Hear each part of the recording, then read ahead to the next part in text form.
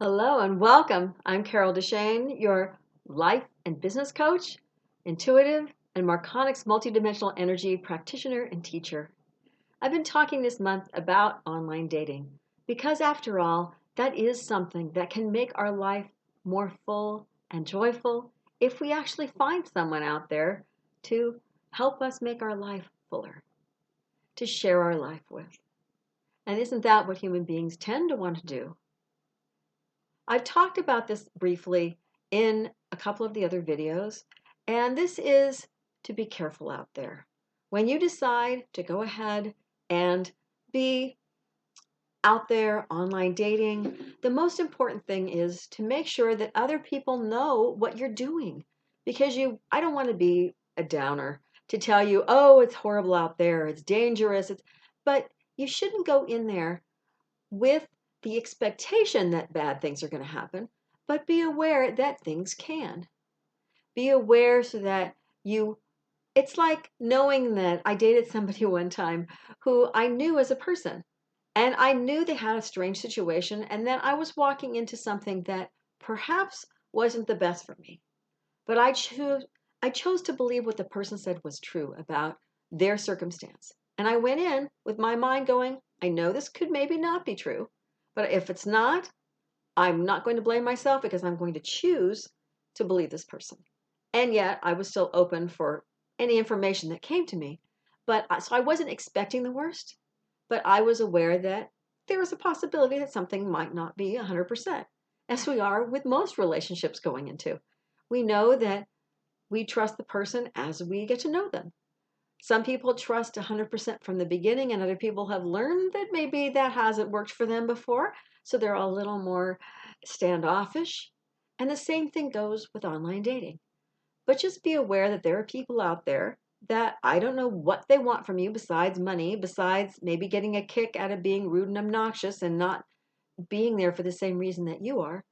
But if you're there for a relationship, and that's why you're choosing online dating and why you're listening to me, know that sometimes, obviously you've heard it, they're out there what they call fishing with a PH rather than fishing, but they're still out there with their little lure trying to get you hooked for some reason. Whether they will talk to you for hours and hours and then finally ask you for money because, oh, their situation is so bad. And by then you think you love them and so you give them money. People give people thousands of dollars, almost their entire savings. I don't know why. That's not the kind of person I am. Maybe I'm not that trusting, but I also work hard for my money and figured that I'm only going to give it to people that feels right.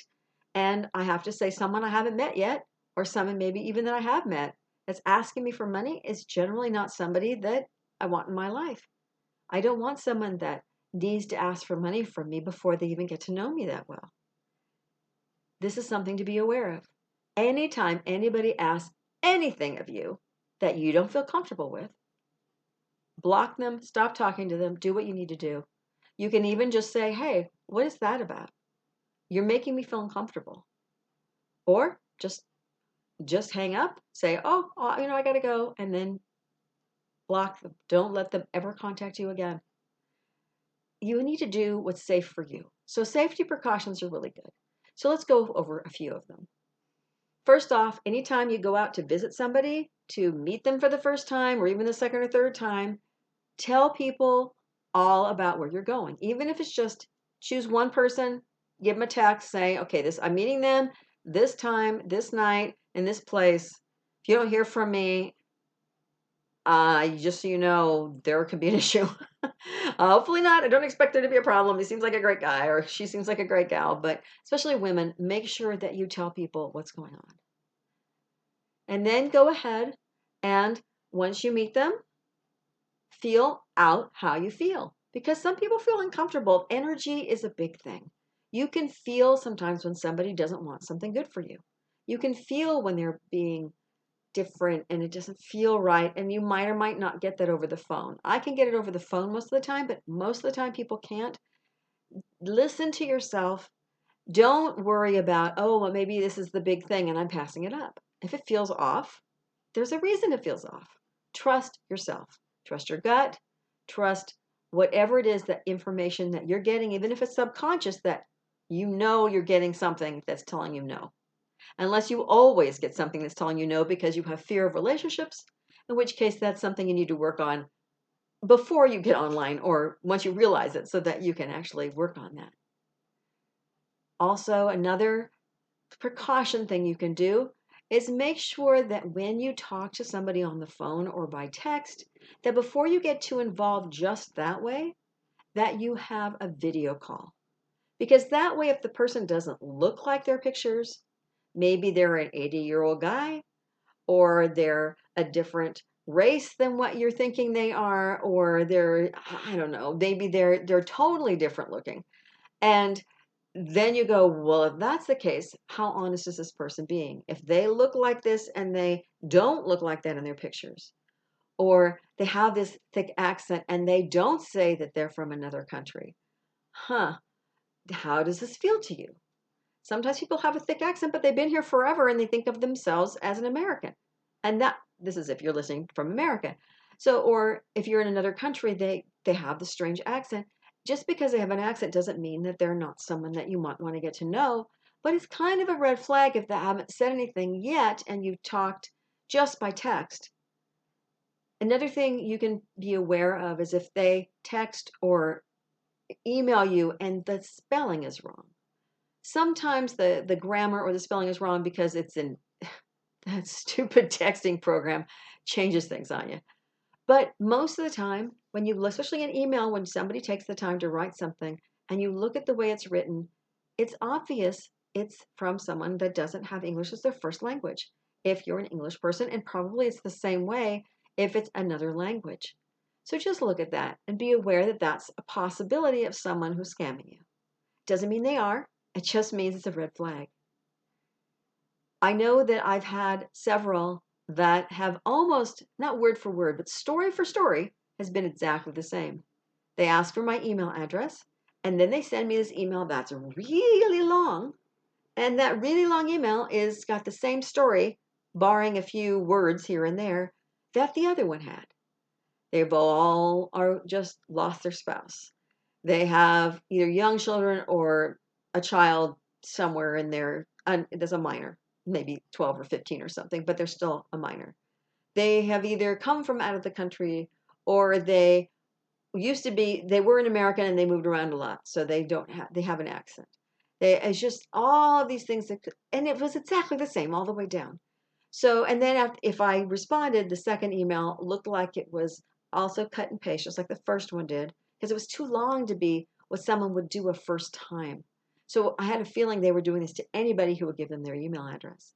The second one was always about, oh, I can't wait to meet you, which is fine, but then it would say something about having me in their life and where we would live, and their child would have a mother, and it was all this stuff, and I went, really? You haven't even talked to me yet, let alone met me. Why are you saying all this stuff? Are you that desperate or are you that fake? And I mean, I feel bad if I was reading it wrong, but I just went, So just look for those red flags. Look for them that feel off to you. And if anybody, like I said, ever asks for money, report them. Report them to the online dating people. Anytime you need to report them, make sure you're not afraid to do it. Just say this, I don't know if this is a scam, but please investigate. This feels off. Or this person said something that makes me uncomfortable. You can report them at any of the websites. Another thing you can do just to be on the safe side is to check through all the pictures the person has. Because it's surprising, every once in a while you'll see a picture and they don't match up with the other pictures. You'll look at it and go, is that the same person? This looks like a different person. And sometimes I'll pull them up next to each other on the screen and look at them and go, I don't know if that's the same person. And one time I actually knew the person that they had used as their cover picture. It was somebody who was well known in my city who actually had it as his professional picture. So the guy grabbed the professional picture and used it as his cover picture. Wasn't him. It was somebody else. But then when you looked at the other pictures for this guy, they didn't match up. Maybe it's because I knew what this person looks like. But I looked at them next to each other and went, well, I know this person. This does not look like this person at all. And sometimes you'll see pictures and they don't seem to match up. So just You don't have to say no, but be aware and then read the bio, see how that feels, see if it feels right. And I think another red flag is when people don't fill out anything in their bio. It's a red flag for a couple of reasons. Because sometimes it's not just people that are scamming you that you need to be careful of, it's people that have no interest in really having a relationship. They seem to get online, but they don't put any effort into it. So if you find someone who makes no effort, who either doesn't have any pictures, who doesn't do much, if anything, in their bio, maybe 2 or 3 lines or nothing, just enough to get on the website, but not to have you know anything about them, they don't have any interest in having a long term relationship right now. Because if they did, they would put more effort into it so that you would want to contact them.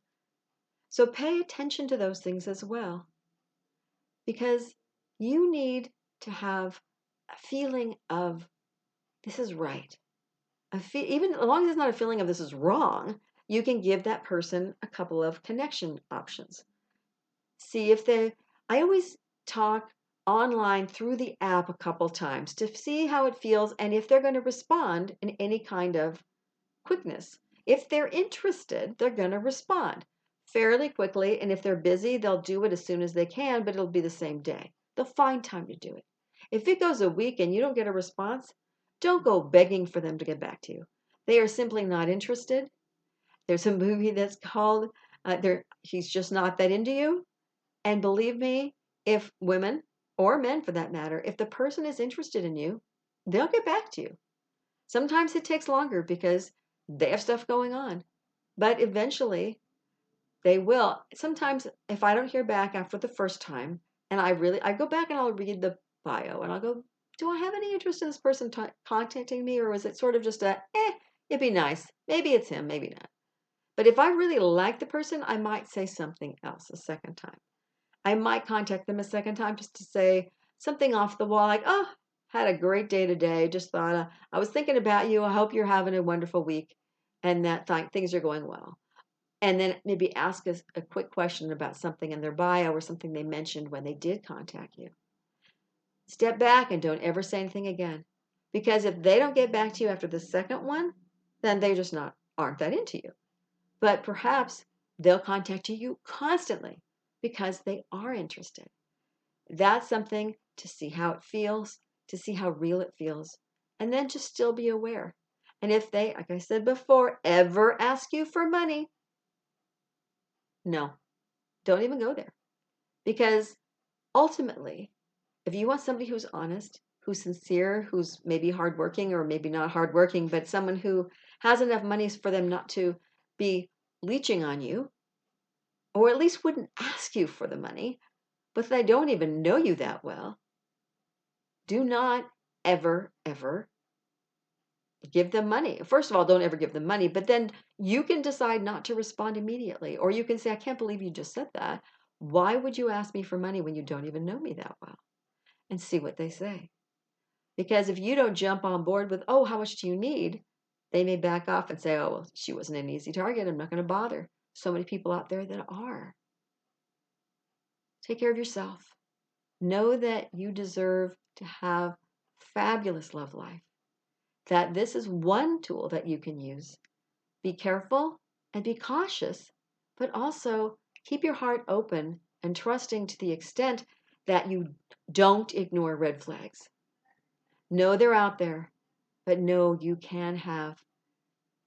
And sometimes, just so you know, when you open your heart for this and you meet people, things are going along, and this isn't a red flag, this is just a little tidbit that I may talk about later in another video. Know that you may meet someone else in real time, out in your day life, rather than online once you open your heart up and you're trying to meet someone online. Because all of a sudden, somebody you might meet in the grocery store or at work or who knows where will ask you out, and they never would have before because you're more open and you're more ready to meet someone. And that is the opposite of a red flag. Until next week, thank you for joining me here this week. And by all means, if you like what you hear, please subscribe to my YouTube channel, click on the bell notification for the next time that a video is posted. And if you'd like to know more about me, about connecting with me either as a life coach, as an intuitive, or with Marconics Multidimensional Energy, if you'd like more information, check out my website or email me. Both of those information are below this video. Thank you so much. Until next week, know that you are already enough to have that joyful, limitless life that you desire.